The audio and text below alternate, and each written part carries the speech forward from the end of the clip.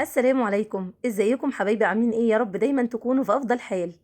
اللهم صل وسلم وبارك عليك يا حبيبي يا رسول الله. بحبكم جدا في الله يا احلى اخوات. هنعمل النهارده مع بعض الطحينه البيتي الخام بطعم حلو جدا، وكمان القوام بتاعها رائع، واللون زي ما احنا ما شايفينه فاتح مش غامق، وهنشوف ايه السبب. وكمان هقول لكم على بعض التركات والاسرار اللي هتخلي معاكم الطحينه تحفه جدا، ما تفصلش ابدا، وتبقى مظبوطه 100% معاكم. كتير مننا بيشتكي ان الطحينة الزيت بيفصل منها على الوجه وبيبقى مش كويسة خالص، وبيتضايقوا من الشكل ده ومن الطعم ده كمان. ان شاء الله معايا في الفيديو النهاردة هنعرف ازاي الطحينة بتاعتنا ما تفصلش ابدا، وتفضل لحد اخر معلقة معانا موجودة، تبقى زي الفل وتبقى تمام جدا ان شاء الله. شايفين القوام بتاعها يا جماعة؟ القوام بتاعها رائع جدا، مش خفيف ابدا. ده القوام الممتاز جدا للطحينة، والمكونات اللي بنضيفها للطحينة بتاعتنا طبعا مفيدة جدا ومغذية جدا، ومش ممكن ابدا هتكون زي الجاهزة خالص. غير ان سعر الجاهزة كمان بقت دمار يا جماعة، يعني لما اروح اشتري الطحينة الاقي الكيلو ب100 جنيه وب90 جنيه. لا ده يبقى حرام جدا، نعملها في البيت احسن وانضف 100 مرة. لايك وشير وسبسكرايب، ونسمي الله ونشوف الوصفة بتاعتنا الجميلة. ومعايا في طاسه على البوتاجاز، والطاسه بتاعتي تكون جاهزه وما فيهاش اي ماده دهنيه ولا اي حاجه خالص يا جماعه، زي ما احنا ما شايفين كده. ومعايا مجين من السمسم، هنزل بربع كيلو من السمسم الابيض. زي ما احنا ما شايفين السمسم بتاعي ابيض خالص. مجين بما يعادل ربع كيلو سمسم، يعني 250 جرام. عليهم بمج واحد وبس من السوداني. السوداني ده مقداره قد ايه؟ 125 جرام. 8 كيلو يا جماعة، مج واحد، يعني نص الكمية بتاعت السمسم. لو انت حابة تستخدمي السمسم بتاعك يكون مج من السمسم الابيض ومج من السمسم المتحمص، مفيش مشكلة خالص، هتبقى كويسة جدا معاكي، بس بتديكي الدرجة بتاعت الطحينة غامقة شوية. هنا على البوتاجاز زي ما احنا ما شايفين، وببدأ بس ان انا اسخنهم، او ان انا اطلع الرطوبة اللي موجودة فيهم. انا مش عايزة احمصهم ولا اديهم لون خالص ولا اي حاجة يا جماعة، انا بس عايزاهم يطلعوا الرطوبة اللي موجودة فيهم، وكمان الزيوت الطيارة الجميلة كده تطلع، واحس بريحة السمسم والسوداني بتاعي. كمان ده بيسهل عليا اكتر، وقت ما اجي اصحنهم هيبقوا كويسين جدا. هنا بضيف معلقتين اتنين وبس من الدقيق، مش اكتر من كده يا جماعة. يعني لو زودنا اكتر من كده دقيق هنحس الصراحة ان احنا بناكل دقيق مش طحينة خالص. الطحينة ابعد ما يكون على اننا نزود كمية كبيرة من الدقيق، يعني حتى كمان نقدر نستغنى عن المعلقتين، ولكن ده بيعمل شوية تماسك وبيخليها كويسة معايا. زي ما احنا ما شايفين كده مع بعض، ما شاء الله جميلة جدا. هنا بس بعمل بايدي، بس بعرفكم ان هي دافية مش اكتر من كده، مش ان هي بسخنها لدرجة جامدة يا جماعة. شايفين لما بنيجي نعمل التوابل ونيجي مثلا عايزين نصحنها، فبالتالي احنا بنعمل ايه؟ بنسخنها علشان تقدر تتفرم معانا تبقى كويسة جدا، وكمان علشان الزيوت اللي موجودة فيها. كل حاجة احنا بنستخدمها ما شاء الله بيكون فيها كمية زيوت رهيبة يا جماعة. شايفين هنا بقول لكم ان هي دافية بس مش سخنة، ريحتها بتطلع عليا فتمام جدا معايا. وهنا بقى خدتهم علشان خاطر نحطهم في الكبة بتاعتنا ونفرمهم كويس جدا ناعم. دي الكبة بتاعت الخلاط عندي.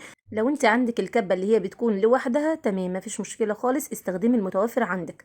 هنا انا بقول لكم المعلقة دي لان بتبقى فيها يعني غويطة شوية، فهتشيل معايا السمسم والحاجة بتاعتي، فهتبقى افضل من الاسباتولا التانية، يعني متساوية، فمش هتكون معايا كويسة ان انا اشيل بيها المكونات بتاعتي. زي ما احنا ما عارفين السمسم والسوداني بيكون فيهم كمية زيوت غير طبيعية يا جماعة. وعايزة اقول لكم زيت السمسم ده بقى يعني حاجة هايلة جدا. عايزة اقول لكم كمان معلومة انا قرأتها من فترة طويلة، ان معلقة واحدة من السمسم، معلقة واحدة وبس، فيها كمية كالسيوم تعادل كوباية كاملة من اللبن الحليب. يعني متخيلين قد ايه السمسم له فوائد عظيمه جدا يا جماعه؟ يعني مش مجرد ان احنا بنضيفه على الوصفات او بنعمل بيه الاكل بتاعنا وبس، لا، بصراحه ممتاز. شايفين هنا بعد ما صحنته كويس جدا، عايزه اقول لكم لازم يبقى ناعم جدا بالدرجه دي. بس في نقطة مهمة، أنا هنا بعد ما كنت مليت الكبة بتاعتي لاحظت ان هي مش بتلف معايا بسهولة، فنقصت نص الكمية ورجعت زودت من تاني علشان الكبة تلف معايا كويس وتفرم معايا الحاجة، ويبقى السمسم والسوداني والمقدار بتاعي مظبوط جدا، ويبقى ناعم خالص يا جماعة، وده ضروري جدا. يعني كنت عايزة أقول لكم يا حبايبي الحاجة اللي نقدر نعملها في البيت ما نترددش أبدا ونعملها، ما فيش حاجة صعبة وما فيش حاجة مستحيلة.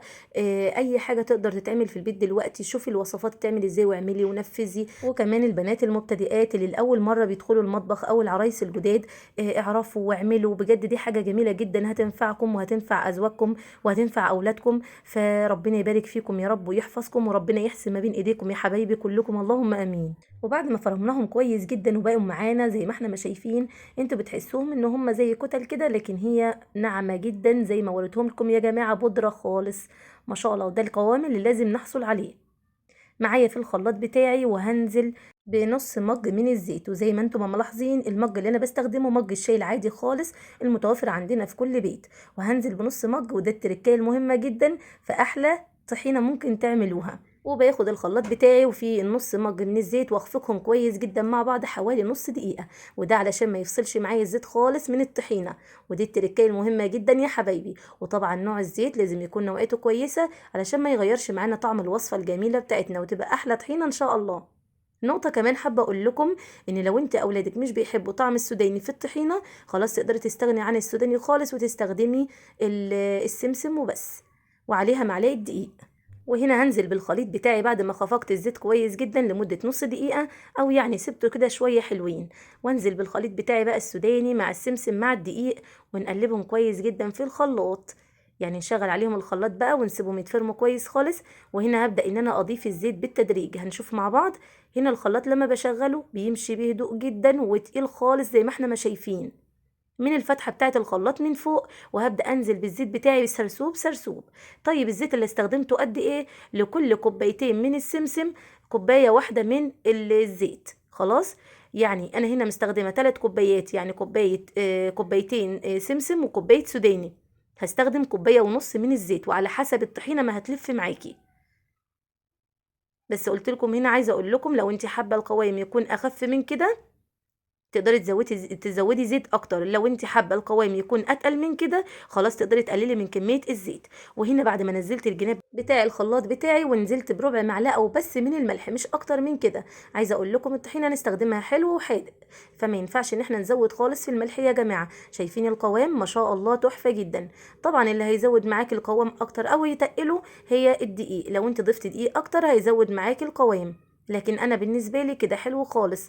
معايا هنا بقى شايفين البرطمان ما شاء الله اتملى معايا البرطمان ده، وكمان البوله او الطبق الغويط ده تبارك الله، يعني الكميه حلوه خالص يا جماعه. الطحينه الجميله اللي تقدري تعمليها وتجهزيها لرمضان، داخلين على رمضان وكل سنه وانتم طيبين يا حبايبي، ودايما يا رب ربنا يعود علينا الايام بالخير والسعاده، وربنا يبلغنا رمضان لا فاقدين ولا مفقودين، اللهم امين. يعني جهزيها لاحلى فول، الفول المدمس الجميل اللي عملناه مع بعض قبل كده، او البابا غنوج نعمله مع بعض ان شاء الله باحلى طحينه عملناها سوا، والوصفات الكتير الجميله اللي بنستخدم فيها الطحينه، ودي احلى طحينه نقدر نعمل بيها اي وصفات احنا عايزينها.